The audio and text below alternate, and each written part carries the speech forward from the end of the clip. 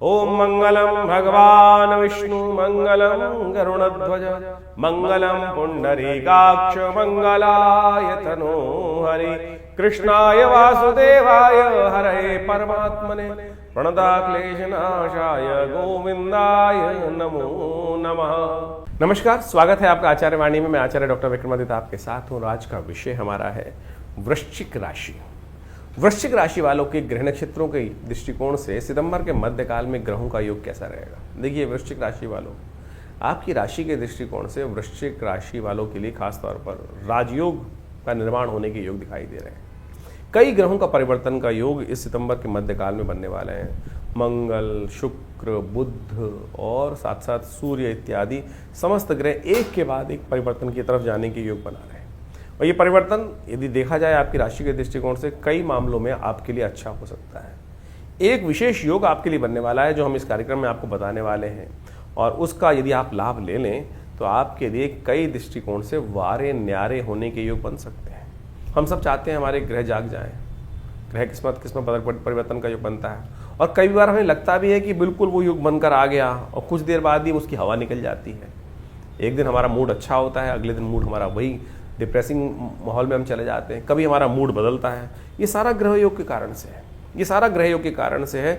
जिनको वो सूत्र समझ में आ जाता है, वो सूत्र को समझकर सही चीज़ में, जैसे आपकी सब्जी में कई बार नमक ज़्यादा होता है, कई बार नमक कम होता है, और स्वाद के अनुसार से जिसको पता होता है वो जब बनाते वक्त खूब परफेक्ट चीज़ भी डाल लेता है, तो वही चीज़ स्वाद बन जाती है। तो इसी प्रकार से ग्रह नक्षत्रों के दृष्टिकोण से उनकी चाल को समझते हुए यदि हम कार्य कर लें, कहाँ किस चीज़ का अभाव है, उसको उपाय के द्वारा ठीक कर लें, तो हम चीज़ों को बहुत अच्छे से कर सकते हैं। तो वृश्चिक राशि वालों, इस वक्त जैसा हमने कहा आपकी राशि के दृष्टिकोण से कई ग्रह परिवर्तन की तरफ जा रहे हैं, और ये परिवर्तन आपके लिए बहुत बढ़िया योग बनता दिखाई दे रहा है। सूर्य अपने घर से निकलकर बुध के घर जाएंगे, बुध अपने घर में बहुत बढ़िया से योग बनाते दिखाई दे रहे हैं। शुक्र महाराज भी आपकी राशि के दृष्टिकोण से जिस प्रकार का एक महत्वपूर्ण पद प्राप्त करने के योग दे रहे हैं, वो कई प्रकार के कंफर्ट्स, कई प्रकार की सफलताएं, कई प्रकार की नई रास्ते आपको दिखाने के योग इस समय बनाते दिखाई दे रहे हैं। इन सब चीज़ों को समझकर आप कार्य करने का प्रयास करना चाहिए। सितंबर का मध्यकाल आपके लिए महत्वपूर्ण है।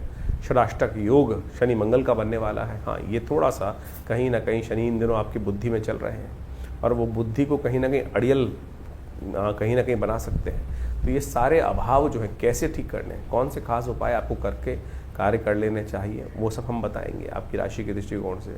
श्राद्ध चल रहे हैं, और श्राद्धों में कौन सा खास उपाय आपको करते रहना चाहिए, करता रहना आपकी राशि के दृष्टिकोण से खासतौर पर विशेष योग बन रहा है, वो कर आप बहुत बढ़िया से आपके लिए योग बना सकते हैं। चीज़ों को परफेक्ट परिवर्तन की तरफ ले जा सकते हैं। जी हाँ, बिल्कुल परफेक्ट परिवर्तन की तरफ ले जा सकते हैं। तो वृश्चिक राशि की सबसे पहले हम बात कर लेते हैं, और उसमें बात कर लेते हैं 11 तारीख की। 11 तारीख बृहस्पतिवार का अवसर, चतुर्थी तिथि उस दिन विद्यमान है, और ग्रह नक्षत्र के दृष्टिकोण से ग्रह थोड़े हल्के हैं। स्वास्थ्य का थोड़ा ध्यान रखने की ज़्यादा जरूरत पड़ेगी। छोटी मोटी खटर पटर जो हैं वो थोड़ा सा कहीं ना कहीं उठापटक, थोड़ा सा मनोमस्तिष्क में थोड़ी सी नेगेटिविटी उत्पन्न करने के योग बना सकते हैं, लेकिन बहुत देर तक नहीं है। बहुत जल्दी परिवर्तन का नया रास्ता आपको प्राप्त होने के योग बनने वाले हैं, तो चिंता मत कीजिएगा। चीज़ें आपके फेवर में जाने के योग बनाती दिखाई दे रहे हैं। इस दिन चतुर्थी और पंचमी दोनों का श्राद्ध रहेगा।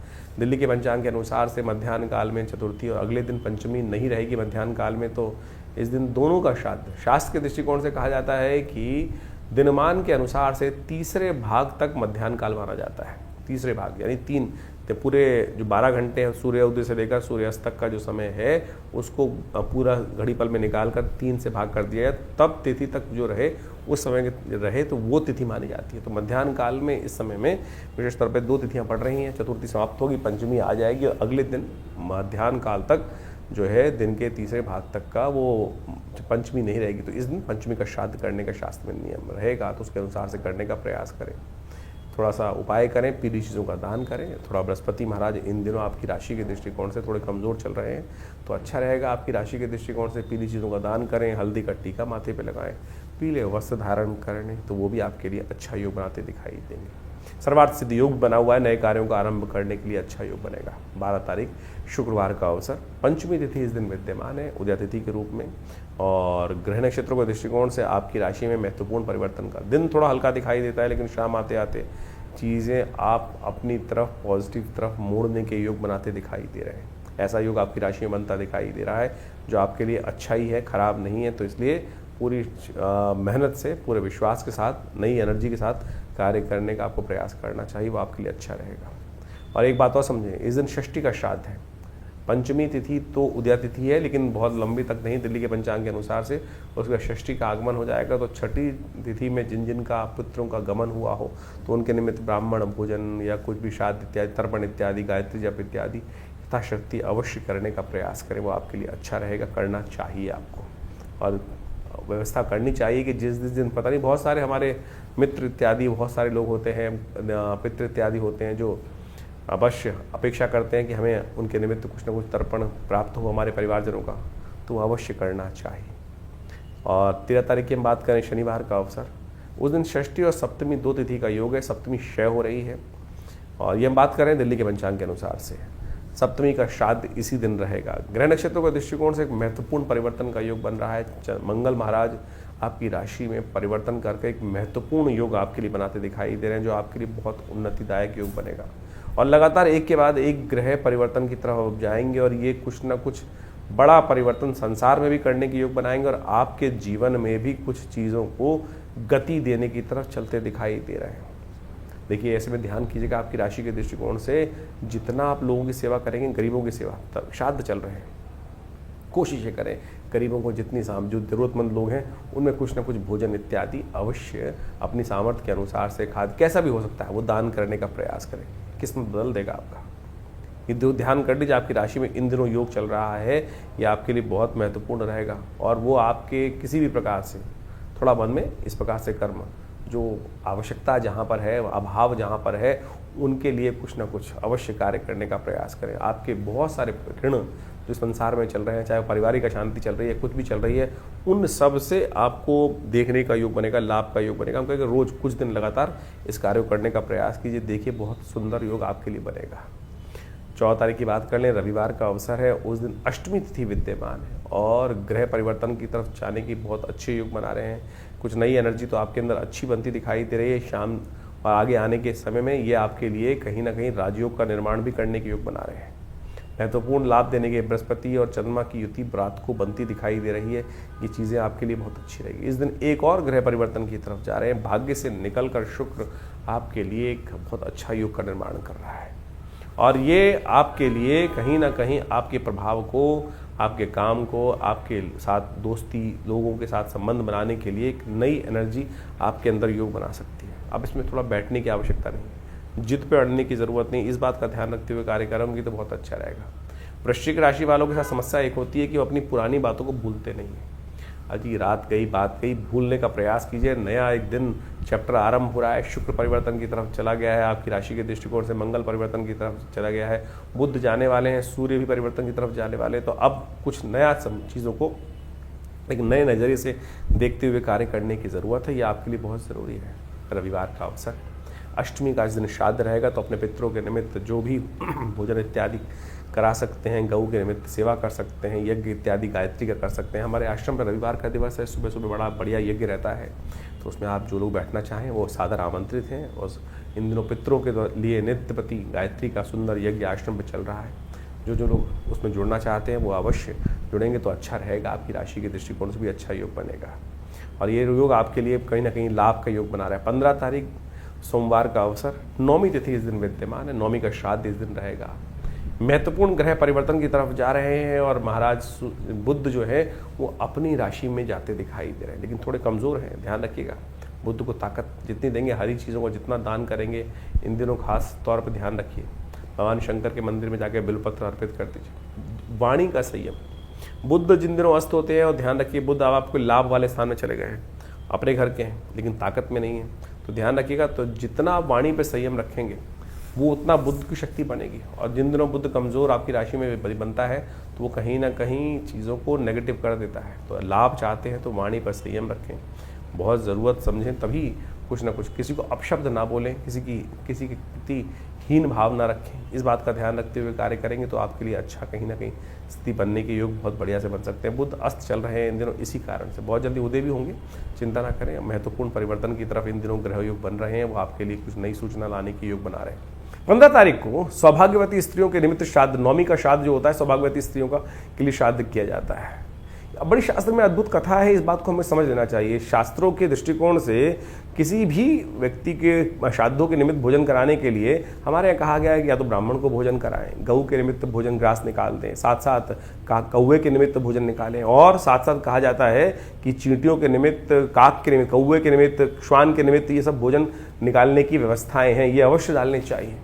और कहा जाता है कि बड़ी श्रद्धा के साथ भोजन को बनाएं, और उसके बाद भोजन को बनाने के बाद भिक्षुकों को भी साथ में व्यवस्था करनी चाहिए खाने की। जो गरीब लोग हैं, जरूरतमंद लोग हैं, उनके लिए भोजन निकालने की व्यवस्था करनी चाहिए। शास्त्र में बड़ी अद्भुत कथा आती है कि महाराष्ट्र के एक सिद्ध संत हुए, वो भोजन कराने की सुंदर व्यवस्था कर रहे थे। अपने घर में श्राद्ध था और खूब अच्छे अच्छे पकवान बन रहे थे, श्राद्ध का समय चल रहा था, उनकी व्यवस्था थी, उनके पूर्वज का श्राद्ध था, बड़ी श्रद्धा से उन्होंने श्राद्ध का भोजन तैयार करवा रहे थे।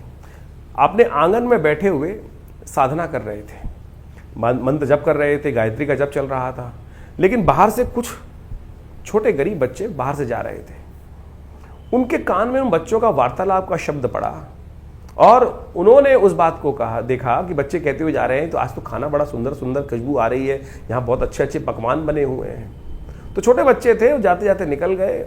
जहाँ संत के कानों में जब वो शब्द पड़ा तो तुरंत उठे, मंत्र जब बीच में छोड़ा और बाहर निकल के आए और रोका उनको, अरे रुको। और सारा भोजन जो बना रखा था वो उन गरीब बच्चों को उन्होंने करा दिया। और उसके बाद दोबारा चौकी की व्यवस्था की गई, पुनः स्वच्छता की गई और पुनः अपने पूर्वजों के निमित्त ब्राह्मण भोजन कराने के लिए सब व्यवस्था की गई।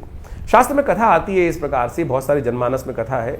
जब उन्होंने वो कथा कराई, जब उन्होंने भोजन करा दिया, दोबारा भोजन कराया गया, लेकिन वो बात क्षेत्र के प्रबुद्ध जनों में पहुंच गई कि हमारे भोजन करने से पहले अब ये संत जी ने वो भोजन गरीबों को करा दिया और उन्होंने संपूर्ण रूप से तिरस्कार कर दिया कि अब हम आपके यहाँ भोजन नहीं करेंगे, आपको इसका पश्चाताप करना पड़ेगा। संत ने कहा पश्चाताप बिल्कुल कर लेते हैं, आप जैसे कह रहे हैं वैसे कर लेंगे। तो कहा जाता है कि उन्होंने पश्चाताप करने के लिए जल में खड़े होकर, उनको कहा गया कि इस समय तक जल में खड़े होकर पश्चाताप आपको करना है। दूर कहीं घटना घटती है कि एक किसी व्यक्ति को सपन में आते हैं कि वहां बैठे हुए एक संत पश्चाताप कर रहे हैं और उनको कोढ़ था, और वो कोढ़ी जो व्यक्ति था उसको स्वप्न आया कि वहां जाकर उनसे कहना कि जो आपने पुण्य किया है वो जल आप पे डाल दे तो ये आपका रोग ठीक हो जाएगा। वो कोढ़ी भगवान से प्रार्थना करता था कि भगवान मेरा रोग ठीक करो, मेरा रोग ठीक करो। भगवान ने स्वप्न में सपने दिए, दर्शन दिए, और संत के दर्शन करके जब वो पहुंचते हैं संत दर्शन करने के लिए, वो पश्चाताप पूरे गांव के समाज के समान सामने वहां कर रहे थे। और उन्होंने कहा उस संत से कि महाराज आप पश्चाताप कर रहे हो तो आप एक काम करो, जो आपने कर्म किया है, मुझे ऐसे स्वप्न में भगवान ने दर्शन देके कहा है कि आपका पुण्य जो है वो मुझे दे दें। उन्होंने महाराज कहा मैंने तो कोई पुण्य ऐसा मेरे ज्ञान के अनुसार से तो नहीं किया। संत ज्ञानेश्वर ने वहां पर इस भाव को रखा और संत ज्ञानेश्वर ने अपने उस मंत्र से अभिमंत्रित जल के बोले मैं ठीक है आपको पुण्य दे देता हूँ। मेरे अनुसार तो मेरा कोई ऐसा पुण्य करने का मन नहीं था, कोई ऐसा पुण्य करने की इच्छा से मैंने ये कार्य किया हो, मुझे लगा ठीक है, लेकिन फिर भी अगर आपकी इच्छा है तो मैं इसका पुण्य आपको जल छिड़क लेकर अभिमंत्रित कर उन्होंने उसको दे दिया पुण्य। कहा जाता है कि उसका कोढ़ वहीं ठीक हो गया। तो ये आप माने, शास्त्र में आज भी, आज से 200 साल पहले की कथा है, घटना है, और संत ने, ज्ञानेश्वर जी ने ये घटना उनके जीवन काल में, उनकी जीवनी में ये बात लिखी होगी। तो आप समझें कि हम कोई भी भेद नहीं है संसार में किसी भी दृष्टिकोण से।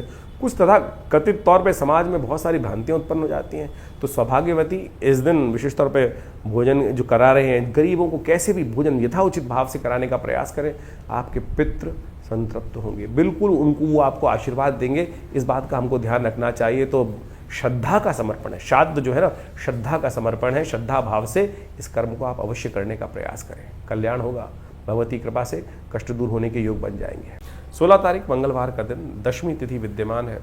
मंगलवार और दशमी तिथि का योग बन रहा है।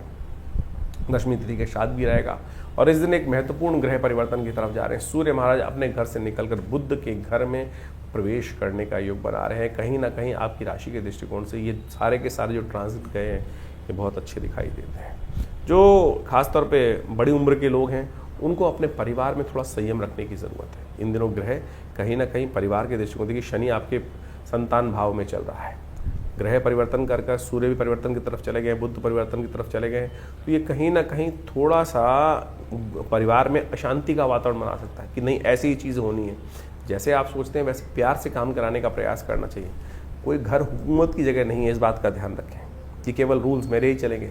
आज संसार में सब स्वच्छंद हैं, सब स्वतंत्र हैं, तो सबको बड़े प्यार से समझाने की ज़रूरत है। थोड़ा सा चीज़ों को यदि आप हार्ड करने का प्रयास करेंगे तो व्यवस्थाएं कई बार टूट जाती हैं, परेशान करने के योग देते हैं, दिल टूट जाता है। तो इस बात का ध्यान रखना है कि सबको संयम के साथ, प्यार के साथ बातचीत करने का हमें प्रयास करना चाहिए। वो आपके लिए सबसे श्रेष्ठ जरूरी कार्य है। इस बात का ध्यान रखते हुए कार्य करेंगे तो अच्छा रहेगा। आश्रम पे इस दिन हमने शनि मंगल का टकराव चल रहा है, राष्ट्रक योग चल रहा है, उसको शांति करने के लिए विवेकानंद योग आश्रम में सुंदरकांड का कार्यक्रम रखा है। जिन जिन कुंडलियों में थोड़ा सा नेगेटिव प्रभाव है उनको अवश्य अपने नाम से उसमें सम्मिलित हो सकते हैं, उनके लिए अच्छा ही रहेगा, नुकसान से बचाने के योग बनाएगा। 17 तारीख बात कर लेते हैं। 17 सितंबर का दिन बुधवार का अवसर, एकादशी तिथि विद्यमान है और ग्रह नक्षत्र के दृष्टिकोण से इस दिन ग्रहों का योगा योग जो है वो विशेष तौर पर कई प्रकार के आपकी राशि के दृष्टिकोण से परिवर्तन की तरफ जहाँ दिखाई दे रहा है। 4 दिनों में 4 ग्रहों का परिवर्तन हुआ। मंगल, शुक्र, बुध, सूर्य, ये सारे के सारे परिवर्तन इस संसार में भी कहीं ना कहीं कुछ भयंकर बड़ी उठापटक करने का योग बना सकते हैं। और इन दिनों जो श्राद्ध का महीना आरंभ हुआ है 2 ग्रहणों के साथ, एक आरंभ में और एक अंत में, इसके बीच में कहीं फंसा हुआ है, तो ये पीरियड जो है बड़ा ट्रांजिट का है। कुछ बड़ा परिवर्तन संसार में आपको देखने को मिल सकता है जो आपको आश्चर्यचकित कर सकता है। इस बात का ध्यान रखते हुए कार्य करें तो अच्छा रहेगा। ये परिवर्तन आपके लिए शुभ रहे, उसके लिए खास तौर पर आपके लिए आपकी राशि के दृष्टिकोण से इस दिन एक और परिवर्तन भी हो रहा है, वो आपके लिए बहुत महत्वपूर्ण रहेगा। कहीं ना कहीं धर्म में इच्छा, ये अच्छा मोटिवेशन आपको जगाएगा। 2 दिन पहले जो मन में थोड़ा सा कहीं ना कहीं सब कुछ होते हुए भी हम चाहते हुए कार्य नहीं कर पा रहे थे, एक नई सोच आपके अंदर डेवलप करने का योग बनाएगा। चंद्रमा परिवर्तन करके आपकी राशि में, अपनी स्वयं राशि में जा रहा है और वो कहीं ना कहीं आपको सरल करता दिखाई दे रहा है। और सरलता बहुत सारे कष्टों को जीवन में कहीं ना कहीं पॉजिटिव कर सकती है। व्रत करने का दिन है, इस दिन एकादशी है और श्राद्ध के महीने में अश्विन के मास की एकादशी है, तो इस दिन समय कोशिश करना चाहिए अवश्य। समस्त पापों को नाश करने वाली एकादशी, पितृ ऋण से निवृत्ति देने वाली एकादशी मानी जाती है। इस दिन गऊ को भोजन अवश्य कराने, गऊ को घास निकालना चाहिए। और कच्चा भोजन, जैसे श्राद्ध इत्यादि में ब्राह्मणों को जो भोजन इत्यादि कराते हैं, वो कच्चा भोजन उनको दान कराने का प्रयास करना चाहिए।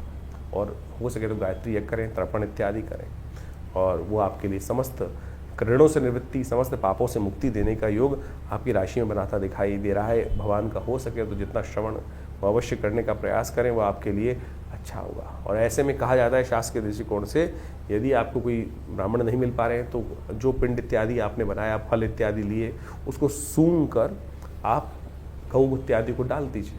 वो वही कार्य करेगा जैसे आपने ब्राह्मणों को भोजन कराया, वैसे ही कार्य करने का प्रयास करेगा आपकी राशि के दृष्टिकोण से।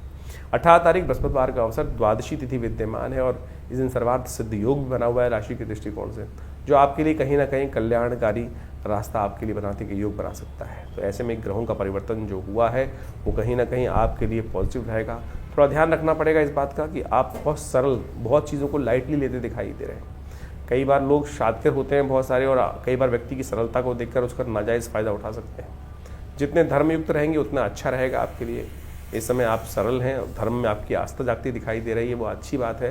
लेकिन इस बात का भी ध्यान रखना चाहिए कि हर शाख पर कहीं ना कहीं कुछ ना कुछ बदमाश बैठे हुए हैं और वो कहीं ना कहीं मौके की बिल्कुल क्या होता है, मौके की तलाश में होते हैं और जैसे ही मौका मिलता है कहीं ना कहीं दाव लगा देते हैं। तो ऐसे में आपकी सरलता कहीं भारी ना पड़े, इस बात का थोड़ा अलर्टनेस चाहिए, इस बात का ध्यान रखते हुए कार्य करेंगे। और इस समय लोग आपकी सपोर्ट भी करने के रास्ते बनाएंगे, बस आपको कहने की ज़रूरत है। बहुत ज़्यादा कई बार हम इग्नोर करते हैं चीज़ों को, हमारा बिल्कुल चीज़ें बनी बनाई होती हैं, हम उनको लाभ उठाने का, हाथ बढ़ाने की देर है इस वक्त, ऐसा कहें तो अच्छा रहेगा आपकी राशि के दृष्टिकोण से। 19 तारीख शुक्रवार का अवसर, त्रयोदशी तिथि है ग्रह नक्षत्रों के दृष्टिकोण से और ग्रहों के योगा योग के साथ साथ इस दिन प्रदोष का सुंदर योग बनता दिखाई दे रहा है। शुक्र प्रदोष कहा जाता है संसारिक इच्छाओं को पूर्ण करने वाला दिन माना जाता है। ग्रहों का परिवर्तन का दिन है और ये परिवर्तन आपकी मेहनत के अनुसार से कहीं ना कहीं रिजल्ट लाने के योग बनाता दिखाई दे रहा है। तो जितनी मेहनत उतना लाभ गारंटेड आपकी राशि में बनता दिखाई दे रहा है। शुक्र के साथ जिस प्रकार का चंद्रमा का योग आपकी राशि में बन गया है वो बहुत पॉजिटिव ग्रहों का योग आपके लिए बना रहा है, तो इसलिए उसका लाभ आप लें। हो सके तो शाम को अवश्य अपने पितरों के निमित्त जो भगवान शंकर के निमित्त रुद्राभिषेक कर्म करने का प्रयास करें। सुबह सुबह जो त्रयोदशी का श्राद्ध इस दिन रहेगा, जिनका त्रयोदशी गमन हुआ है उनके निमित्त जो भी ब्राह्मण भोजन इत्यादि हम सामत के साथ करें तो वो आपके लिए अच्छा रहेगा। 20 तारीख शनिवार का अवसर, और इस दिन ग्रह नक्षत्रों के दृष्टिकोण से चतुर्दशी तिथि बन रही है और साथ साथ ग्रहों के दृष्टिकोण से ये जो दिन है वो आपके लिए कई मामलों में अनुकूल है। लेकिन ध्यान रखिएगा, शनि और मंगल की षडाष्टक युति चल रही है। वो षडाष्टक युति कहीं ना कहीं बार बार चीज़ों को अच्छे होते हुए भी कहीं ना कहीं कभी तख्ता कभी तखत दे देती है, कहीं ना कहीं क्लेश उत्पन्न करने की योग दे देती है। तो उसको शांति के साथ करने का प्रयास करें। हनुमान जी को चोला चढ़ाएं, काली उड़द का साबुत का दान करें, वो आपके लिए अच्छा रहेगा। श्राद्ध का समय चल रहा है और अभी आपने अपने भविष्य के संबंध में ग्रहों के परिवर्तन के अनुसार से कार्य समझें। देखिए, हमारे जीवन में कई बार ऐसे योग बन जाते हैं कि ग्रह बिल्कुल हमारे लिए बहुत अच्छे चल रहे हैं, सपोर्टिव चल रहे हैं, चाहे वो गोचर में हो, चाहे वो आपकी जन्मपत्री में दशाएं अंतर्दशाएं, लेकिन फिर भी कई बार हमारे मनोमस्तिष्क में कई ऐसे विशेष योग परेशानी के योग बन जाते हैं जिनसे हम निवारण का रास्ता ढूंढ ही नहीं पाते हैं। हो सकता है बिल्कुल कि पितृ ऋण जैसी समस्याएं जो हों वो आपके जीवन में कष्टकारी बनी हो, तो इसीलिए हमें अपने कुछ दायित्वों का निर्वाह अवश्य करना चाहिए। श्राद्ध इत्यादि कर्म उन्हीं दायित्वों का निर्वाह करने के लिए होते हैं। यदि घर में अनचाहे कोई कष्ट चल रहे हैं, सब कुछ होते हुए, समृद्धि होते हुए भी आनंद घर में नहीं है, जीवन निरस्ता की तरफ चलता चला जा रहा है और बार बार सपने इत्यादि में पितरों का आना दिखाई देता है, या उनकी याद बहुत ज़्यादा बनी रहती है, या आपके घर में बहुत सारे काम रुके पड़े हैं, विवाह इत्यादि के काम रुके पड़े हैं, अनेक प्रकार की कुछ ना कुछ जीवन में समस्याएं कैसे ना किसी आर रूप में आती रहती हैं, तो हो सकता है उसका कारण पितृ ऋण हो।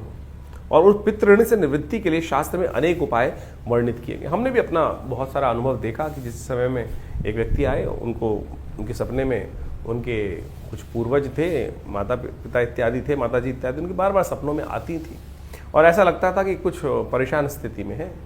वो हमारे आश्रम पे आए और हमने उनका जो भी शास्त्र के दृष्टिकोण से अनुष्ठान हो सकता है वो अवश्य कराने का रास्ता बनाया। गायत्री ऐसे में सबसे श्रेष्ठ कहा जाता है कि गायत्री का 1.25 लाख जो यदि यज्ञात्मक तौर पे करा दिया जाए तो पितृ निवृत्ति से, ऋण से निवृत्ति के योग बन जाते हैं।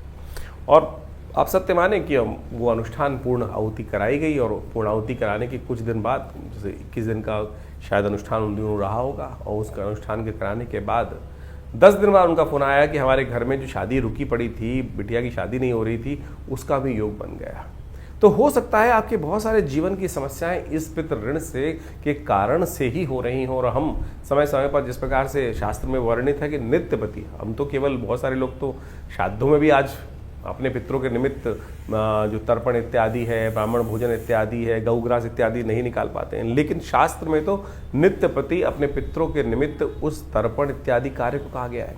अभी हमारे इन बहुत सारे प्रश्न भी समय समय पर हमारे चैनल पर आते रहते हैं लोगों के। तो एक प्रश्न आया कुछ दिन पहले जो हमने उसका कारण भी बताया, उसका निवारण भी लिख के भेजा उनको, कि एक कहा गया कि भाई हम तो गया में जाके श्राद्ध कराए हैं, क्या अब हमको आवश्यकता नहीं है दोबारा, हम तो गया में ऐसा बताया गया कि अब वापस आके दोबारा अपने श्राद्ध कराने की ज़रूरत ही नहीं है। देखिए, श्राद्ध कराने की ज़रूरत हमेशा होती है, श्राद्ध तो नित्यपति है। गया जी का महात्म्य इस प्रकार से बताया गया कि पिंड वहाँ करने के बाद आपके पिंड से निवृत्ति होती, पिंड छुड़ाने मत जाइए। श्रद्धा के साथ यदि गया जी जा रहे हैं तो वहाँ अवश्य विष्णुपद इत्यादि में जाकर अपने पितरों के निमित्त जो श्राद्ध कर्म कर सकते हैं वो बिल्कुल अवश्य करना चाहिए। लेकिन नित्यपति का जो दायित्व है वो तो निर्वाह करेंगे। और बहुत सारे लोग बोल देते हैं कि पितरों की वो विशेष तौर पर क्या है कि उनका पुनर्जन्म हो गया होगा। शास्त्र में वर्णित है कि 3 पीढ़ी तक हर व्यक्ति को अपने पिता, मतलब ज्येष्ठ पिता और उनके परपिता, वहाँ इन सब का श्राद्ध इत्यादि, माता इत्यादि का श्राद्ध इसी प्रकार से 3 पीढ़ी तक अवश्य करना चाहिए, चाहे बड़े हैं चाहे छोटे हैं, चाहे वो किसी भी। बहुत सारे लोग कहते हैं हमारे बड़े भाई कर लेंगे या भाई कर लेंगे, स्त्रियां नहीं करती हैं अपने माता पिता का जो जाने के बाद। अरे आपको अवश्य करना चाहिए, कोई भी कर सकता है। शास्त्र प्रमाण करते हैं इस बात को कि स्त्री भेद का कोई इसमें वो नहीं है, स्त्री पुरुष का कोई भेद नहीं है। और इस बात को हमको अच्छे से यथाउचित भाव से करने का प्रयास करना चाहिए। ब्राह्मण भोजन करा दीजिए, सबसे श्रेष्ठ शास्त्र में वर्णित है। गऊ को ग्रास निकाल दीजिए, ब्राह्मण नहीं मिल रहे हैं तो गऊ को गरीबों को भोजन करा दीजिए। चींटी इत्यादि, श्वान इत्यादि, इन सब की जो बलि व्यवस्था दी गई है वो अवश्य कराने का प्रयास। बल विश्वदेव महायज्ञ के अनुसार से शास्त्र के दृष्टिकोण से बहुत सारी चीज़ें बताई गई है कि हमें 5 जो है उनको, ब्राह्मण को, गऊ को, श्वान को, काक को, चींटियों को, इन सबको अवश्य यथाउचित भाव से अपने पितरों के निमित्त भोजन का अवश्य व्यवस्था करने का प्रयास करना चाहिए। और इससे आप सत्य माने कि पितरों के प्रति जो ऋण है वो निवृत्ति होती ही है, और उसमें कोई बहुत ज़्यादा खर्चा करने की ज़रूरत नहीं, अपनी श्रद्धा के अनुसार से। आप जैसी सामर्थ्य। और एक बात और ध्यान रखें कि यदि आप पितृ के निमित्त श्राद्ध इत्यादि कार्य कर रहे हैं, बाई चांस किसी के पास कुछ धन अभाव है, वो बाहर से उधार पकड़कर इस प्रकार की व्यवस्था बनाने का प्रयास करता है कि भाई उधार पैसे से नहीं, उधार लिया हुए पैसे से यदि पितृ कर्म इत्यादि श्राद्ध इत्यादि कर रहे हैं तो वो पितरों को नहीं लगेगा, उससे तो और ज़्यादा उनको कष्ट होगा। तो जितनी अपनी सामर्थ्य, जितनी अपनी इच्छा है, जितनी हमारी व्यवस्थाएं हैं, उसके अनुसार से हमें ये कार्य अवश्य करने का प्रयास करना चाहिए। हमने आपको बताया कि नित्यपति कौन सी तिथि में कौन सा श्राद्ध बन रहा है, उसके निमित्त अवश्य कार्य करने का प्रयास करें। देखिएगा उससे मन में कहीं ना कहीं संतुष्टि उत्पन्न होने का योग बनेगा। मन में कहीं ना कहीं जो भार है, जो जीवन में या परिवार में किसी भी कारण से बहुत सारे कष्ट चलते रहते हैं, ग्रहों के कारण से और बहुत सारे और कारण से, उन सबसे कहीं ना कहीं, और सबसे श्रेष्ठ कार्य ये कार्य अवश्य करें, यज्ञ इत्यादि करें, गायत्री का जप मानसिक तौर पर कर लें, और हो सके तो गायत्री का यज्ञ भी कर लें। तर्पण नित्यपति विधि जो शास्त्र में वर्णित है उसके अनुसार से किसी योग्य ब्राह्मण के द्वारा, पंडित जी के द्वारा अवश्य कराने का प्रयास करें। उससे क्या होगा कि पितरों को शांति प्राप्त होगी, पुत्र शांत रहेंगे तो क्या होगा, उनकी प्रसन्नता रहेगी और उनका आशीर्वाद। देखिए पितृ तो आपसे हमेशा प्रसन्न है, पितृ रुष्ट कभी नहीं होती। कहने की बात है कि पितृ रुष्ट हो गए, ये ऋण है जो वो ना चाहकर भी आप पर चढ़ जाता है। पितृ नहीं चाहते। आप ये सोचें कि हमारे माता पिता तो सदा हमारा कल्याण ही सोचते हैं।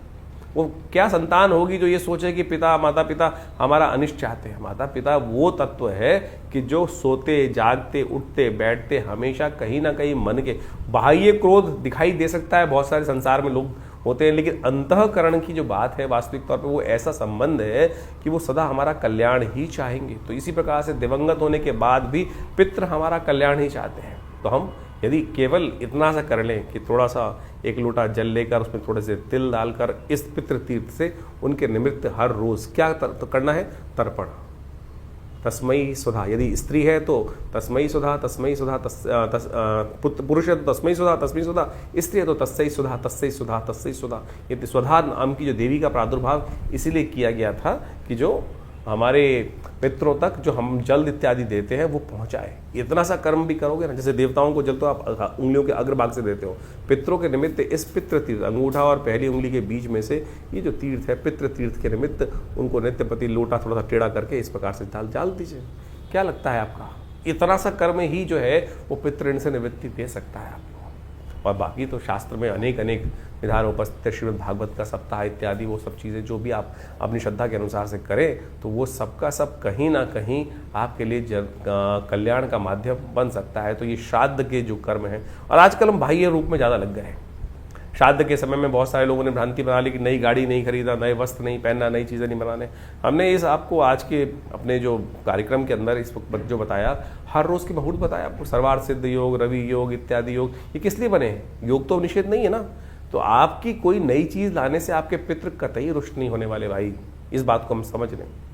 ये तो हमारे जीवन को वासना से विमुक्त करने के लिए, संसारिक चीज़ों से हटाने के लिए इन दिनों ये भाव रखा जाता है कि हम उन पितरों के निमित्त अपने कर्म के प्रति सुदृढ़ रहें और वो उनके निमित्त अवश्य जो कर्म कर सकते हैं वो करने का प्रयास करें।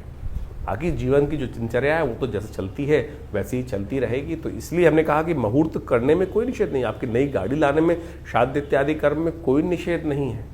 ये तो कुछ लोगों ने जनमानस में अपने अपने मतानुसार, अपने अपने भावानुसार आपके समक्ष भाव उत्पन्न करने का प्रयास कर दिया। तो लेकिन आप अपने कर्म के प्रति अपने सुदृढ़ रहें, विशेष तौर पर उन सब कर्मों को करते रहें, तो पितृ का आशीर्वाद भी आपके साथ रहेगा। और इन दिनों इस बात को अच्छे से समझना चाहिए। तो इससे आपके जीवन में रास्ता बहुत बढ़िया बनने वाला है। तो हमने आश्रम में व्यवस्था करी है। बहुत सारे लोग हैं जो आज विदेश में रहते हैं, उनके लिए बहुत सारी व्यवस्थाएं नहीं हो पाती हैं, लोग दिक्कत करते हैं, समझ नहीं पाते हैं किस प्रकार से करें। तो यहाँ हमने गायत्री यज्ञ, तर्पण इत्यादि और समस्त ब्राह्मण भोजन इत्यादि की सुंदर व्यवस्था करी है। जो लोग नहीं कर पाते हैं अपने घर में, वो यहाँ पर आश्रम से उन सुविधाओं का लाभ लेकर अपने पितरों की पितृ से निवृत्ति के लिए, पितरों की आत्म शांति के लिए जो नित्यपति यज्ञ चलता है पूरे श्राद्ध के महीने में जो समय में, तो आप उसका लाभ लें। और जाके विशेष कोई जानकारी है तो व्हाट्सएप कमेंट बॉक्स में जाकर आप हमारे को प्रश्न भी भेज सकते हैं, हम उनका निवारण देंगे, चैनल पर भी लिख सकते हैं। और जो आपके प्रश्न होंगे उनका प्रयास करेंगे अगले कार्यक्रम में उन सब का निदान भी देकर आप लाभ लगाएं। और लगातार आश्रम पे रविवार को जो यज्ञ रहेगा, सामूहिक गायत्री यज्ञ रहेगा पितरों के निमित्त, उसमें भी आप जुड़कर अपने प्रश्नों का हल जान सकते हैं और अपने पितरों के निमित्त इस गायत्री यज्ञ में भाग लेकर उनके लिए आत्म शांति का रास्ता ढूंढ सकते हैं।